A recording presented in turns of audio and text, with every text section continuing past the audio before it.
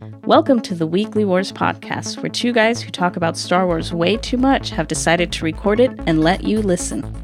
Be sure to check every Wednesday to get the latest episode. This week in Star Wars news, Disney released a video announcing the beginning of production for Episode 8, featuring director Rian Johnson and Mark Hamill reprising his role as Luke Skywalker. And now to Zach and Rhett.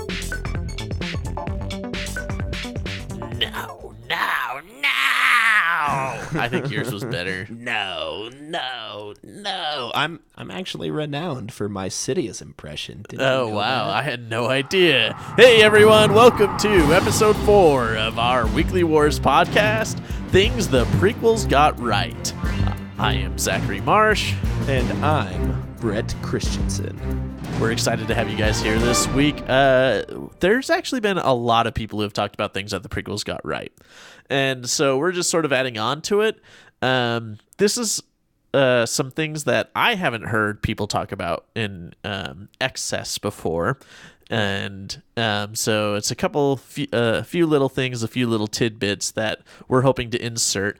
Mostly just our thoughts that we have been discussing recently, and things that we felt we might as well get put out into the void because you can't stop the signal. It's also a good practice for me because I hate the prequels, and I think I hate the prequels way more than you do. Absolutely, because I can live with them. And he also thinks Obi-Wan Kenobi is the best Jedi. Absolutely. Go vote for Obi-Wan Kenobi, by the way. This is going to be like weeks later. No, it's okay. Everyone needs to vote for him. Wherever you are, whatever you're doing, vote for him. It doesn't matter if it's officially counted at any sort of poll, but just say out loud, I vote for Obi-Wan Kenobi, and I will feel your vote through the Force. If by best Jedi you mean the best at failing, then I guess you could say he's the best. We're not going to do that right now. Sorry, this is for those out there who wish we argued a little more on this podcast. Unfortunately, me and Rhett are in line on a lot of things, but the prequels and the best Jedi are not those things. But the stuff we're talking about today, we generally agree on. Indeed. So one of the things that is at the same time a more obvious and also not so obvious thing that they got right in the prequels is the design of everything. Just as we were watching some of the Phantom Menace the other day, it just kind of struck me how detailed they went into on the small things. For example, one of the first things I noticed was on the battle droids, just, even though the CGI may not have stood up to the test of time as well as some things, you still just have so much detail on those B1 battle droids. The lines, the contours, and even they have something that looks like it's a restraining bolt. It seems reminiscent of that to me, like the restraining bolt R2 has in A New Hope. And it's a small little thing on their chassis, and it's leaking something. And you actually see something leaking off of the restraining bolt that R2-D2 has in A New Hope. So it's got this black... Well, and I wonder if they upgrade them and change the restraining bolts over time as they discover new things they have to control, especially with these dumb robots. Right. And so we both agree that the robots are pretty dumb, but we're talking specifically about their design in terms of how the artists designed them to look. Right. And that's only one small aspect of the design. I mean, they have so much detail on everything. Like with the Naboo starfighters, they're sleek and they're sexy and sexy. I don't know. Maybe they're pretty sexy. But even though they're all clean and pristine, seemingly, if you look closely enough at them, you can see that the engines actually have burned that chromium that lines them. So they have burn marks. They still have wear. They're a lot cleaner than the X-Wings that you see in the original trilogy. But they still have a wear and a used look to them to an extent. To an extent. And it's amazing that they're able to do that, especially considering what George Lucas said he was going for is this is supposed to be the prime of the Republic before the fall. And so things are supposed to be a lot newer and shiny. And some people complain about that. They're all like, oh, it doesn't look gritty enough. And I can actually understand that in some scenes. But when you look at the actual the design of a lot of these CG characters, they actually do look pretty good on their own, right? Like the spaceship and the robot, or even Coruscant. I mean, one of the main pain points is the amount of stuff in the prequels. There's just too much of it. There's too much of everything. But if you were to take a screenshot of any scene in which you see Coruscant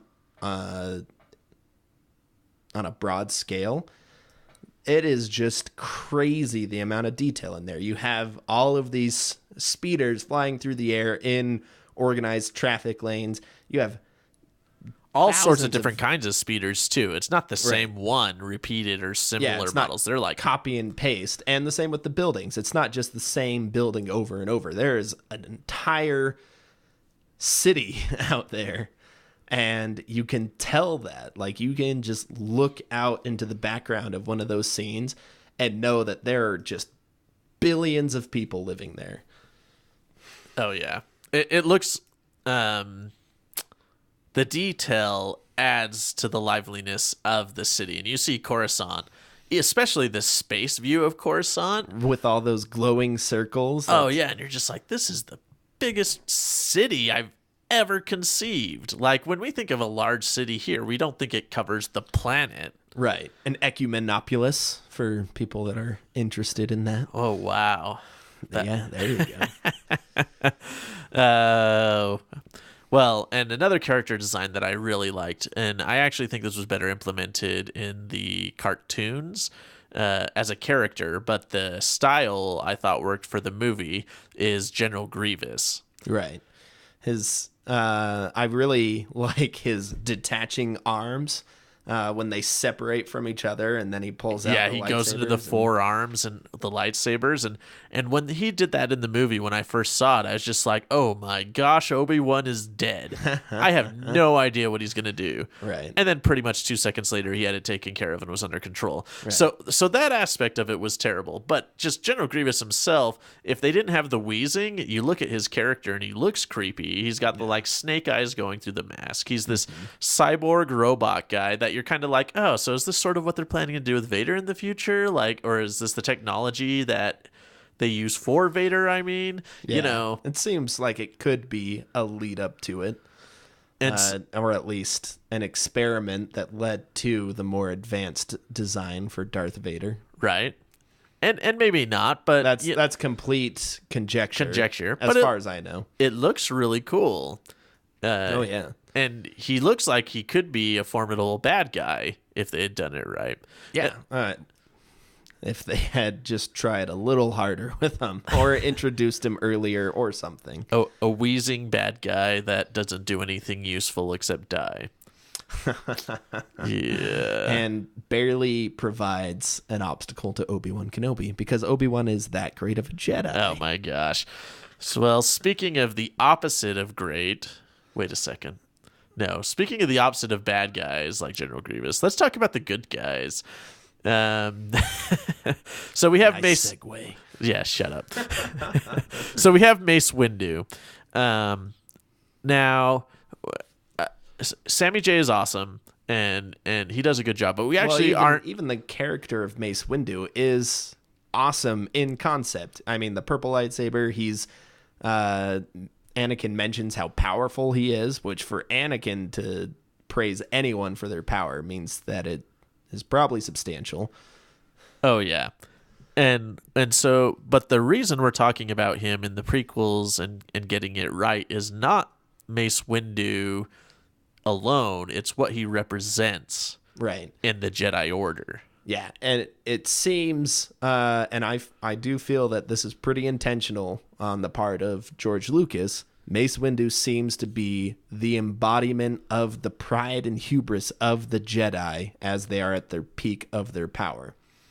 In fact, and so we try and not refer to the Clone Wars cartoon specifically to sort of bolster the movies, because we're trying to keep them standing on their own. And we'll talk about the Clone Wars, but in the Clone Wars, he is the one, spoiler alert, if you haven't seen the Clone Wars, who really pushes to have Ahsoka removed, whereas Yoda is the one that is hesitant to do it and feels bad about it. Right, and it's that juxtaposition of the two characters. Yoda is old and wise, and he is powerful, but he represents more the removed, aloof wisdom of the Order, whereas Mace Windu seems to be the prideful power of the Order.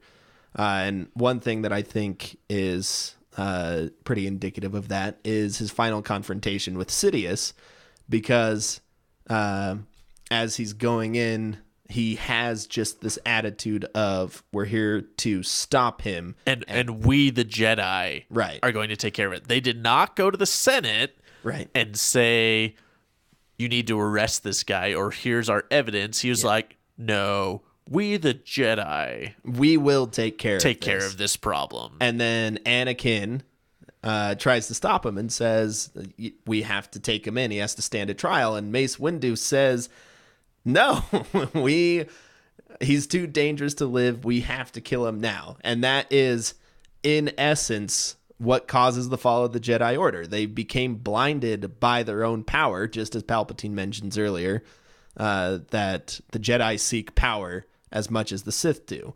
And Mace Windu was the pinnacle of that power, and especially since he was a sometime Grand Master of the Jedi Order, he could be seen as either the cause of it, or at least the fulcrum of their pride and hubris. Well, and there's moments leading up to that. It's not just out of nowhere either. Like, and we've talked about this for a long time, how the Jedi are all like, oh, we can't fight any battles for you. We can't, Qui-Gon says we're keepers of the peace. Yeah, episode soldiers. 1, we get it. Yeah, we're keepers of the peace. And even back to episode 4, when Obi-Wan is introducing what the Jedi were, he says they were the keepers of peace and justice in the galaxy. Right. And then in episode 2, when they're like, yeah, we can't fight a war, and then Mace Windu shows up at the end, and he's all like, well, we're going to fight this war. Right. Now you've given me a cause that I feel justifies it, which he has that demeanor of the ends justify the means. And then he continues on to be a general, and in episode 3, we find out all the Jedi become generals, and they've just totally tossed removed from the peacekeeping aspect. They are only soldiers, or they're trying to use peacekeeping or they're using the war as a means to justify the peacekeeping. Yeah, instead of being separated from it themselves and saying, the Republic needs to deal with this. We'll assist where we can to negotiate, and we'll defend ourselves, but we aren't going to fight the war for you. That seems like how the Jedi would have approached it, but they didn't. Yeah, and Mace Windu is the epitome of that pride. Yeah, and so I just, in terms of what made that right about the prequels, is that it is all about the fall of the Jedi Order and the Republic. And I think all of that can be seen within Mace and his actions. And next, we wanted to talk about Palpatine, because a lot of what happened with the fall of the Jedi Order comes around to Palpatine and his machinations. So there's a lot of debate about exactly what Palpatine was doing from episode 1, but you could tell from episode 1 he was implementing a plan. He was pulling strings. In fact, when we were watching it this time, we were just talking about how when Padme confronts the Senate about Valorum and wants him removed and they need a new chancellor, he immediately gets voted in. And you're all like, that would never happen. So when we thought that, we're like, well, how would that happen?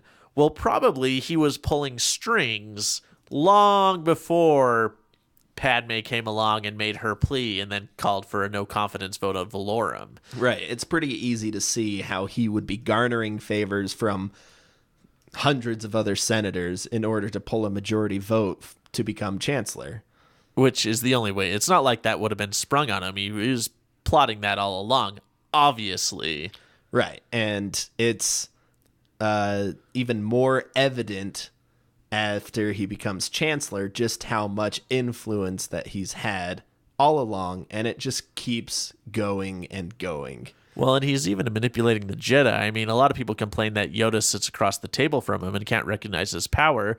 Well, if the Jedi are as prideful as they were, and they're not as responsive to the Force, and the dark side is growing in power and clouding their judgment, I totally can see him being able to manipulate the situation into exactly how he wants it to go. Right. Such as Anakin taking Padme to be alone so that they can have their little tryst together. Yeah, and that's actually Which, one of the speaking of production design, Padme's outfits all through episodes 2 and 3, A+. I just have to throw that in there.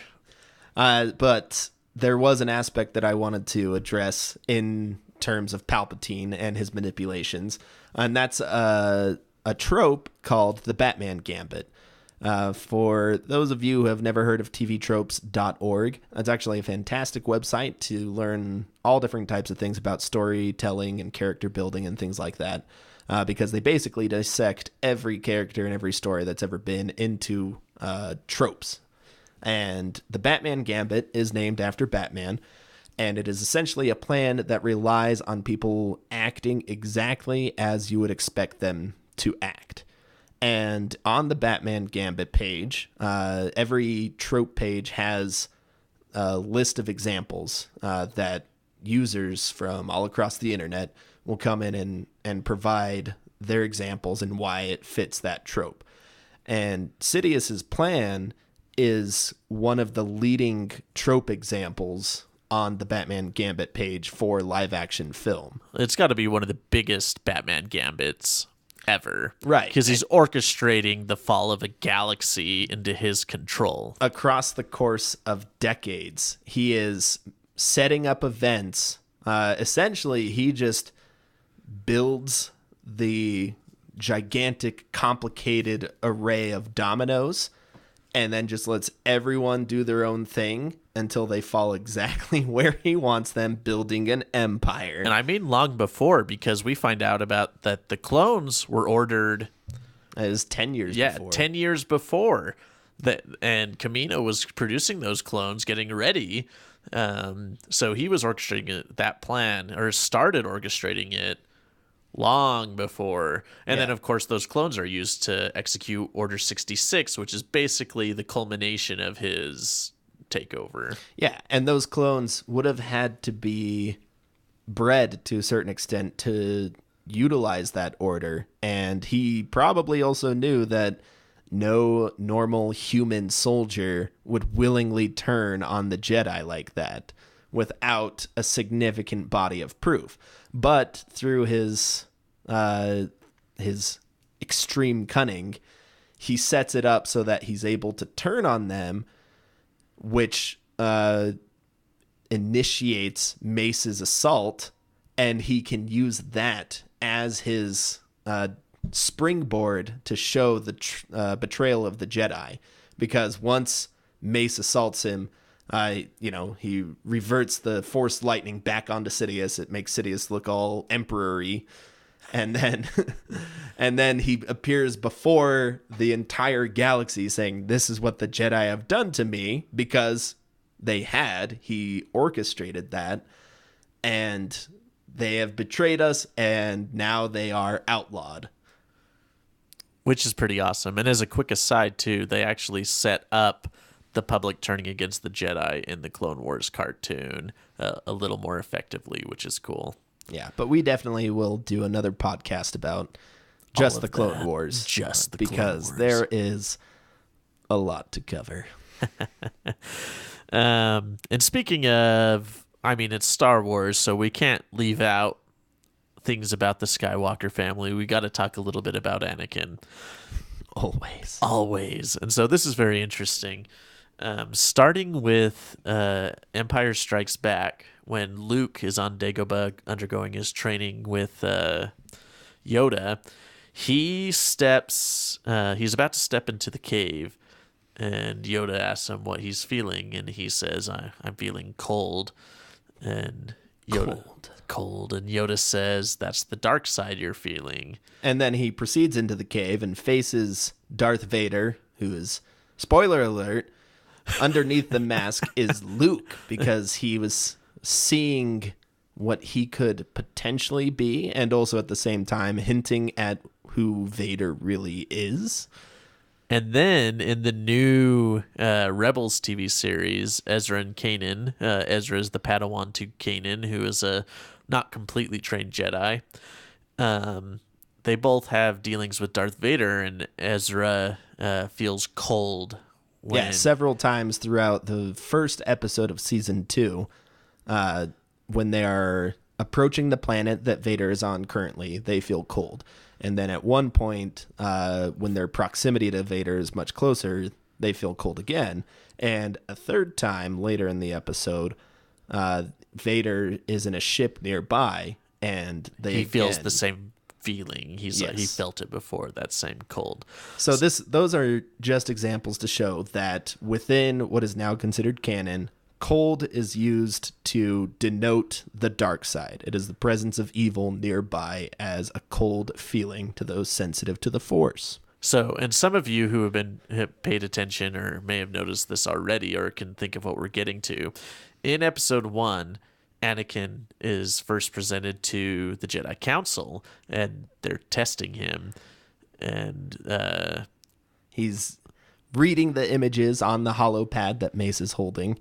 And then Mace defers to Yoda, and Yoda asks, "How feel you?" And of course, he says, "Cold, sir." And to be honest, when we lost our minds a little bit when we were watching this the other day, because there's been this culmination in our lives of I just watched Empire Strikes Back a little bit ago, and then we were watching Rebels, and that episode with all the cold references. And we had been talking about it.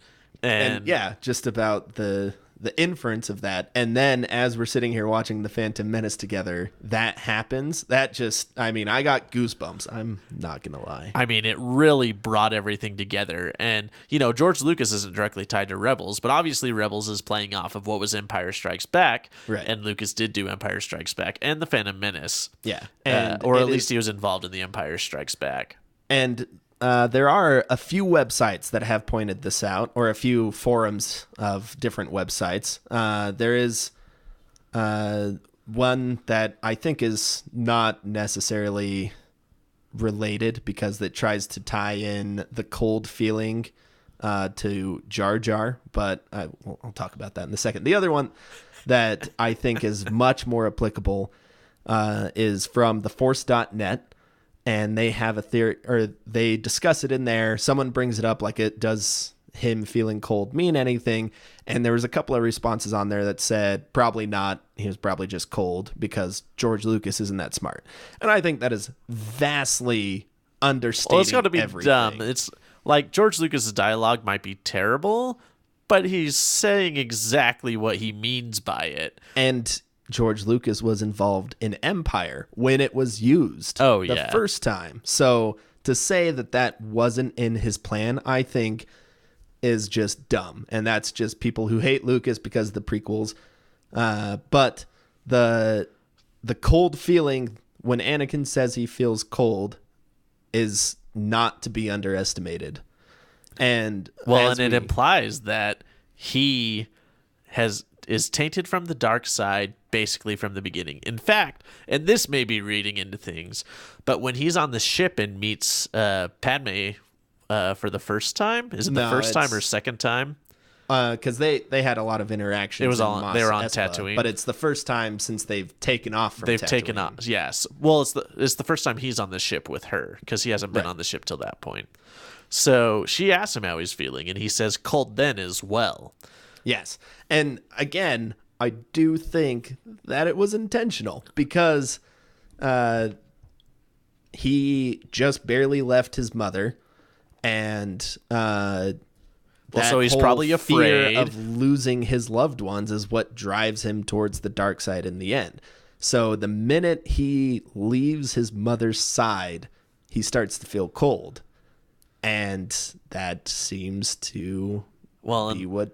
And is he afraid he's never going to see his mom again? And if that's the case, that's a huge defense of some people who attack Yoda's statement of fear leads to anger, anger leads to hate. Right. Because that is the very first seed, and it's with him for the rest of his life. Oh, yeah. And then it does lead to anger because he does not... I mean, his mom, when he goes back, dies in his arms. And so then that is anger. That's the anger and the hate. And he suffers after that. And then he basically is in the whole dark side. Right. And to be fair, I also think it's interesting that it seems to be fear of losing a loved one that causes him to turn back to the light, because that's why he saves Luke from the hands of Palpatine. Dun, dun, dun. Dun, dun, dun. Which, I don't know. Whatever with that.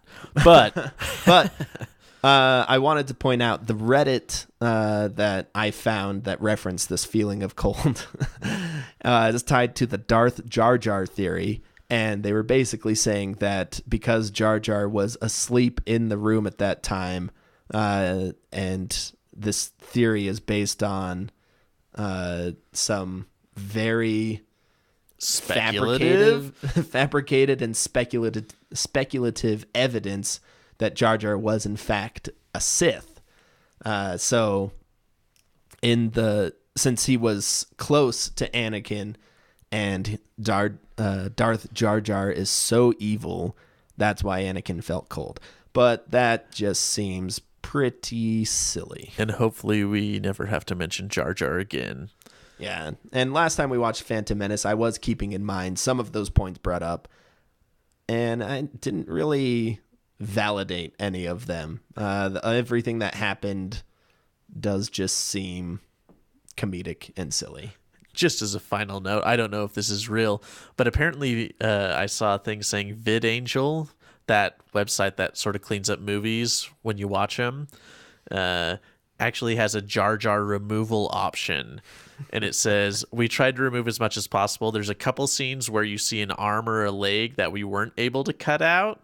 So sorry, we weren't able to do that. And it actually explains the reasoning behind it is because that's the moment that Jar Jar ruins Star Wars forever. So you can actually get rid of him. Anyways, that's a final note. Thanks for joining us for episode 4 of our Weekly Wars podcast on things the prequels got right.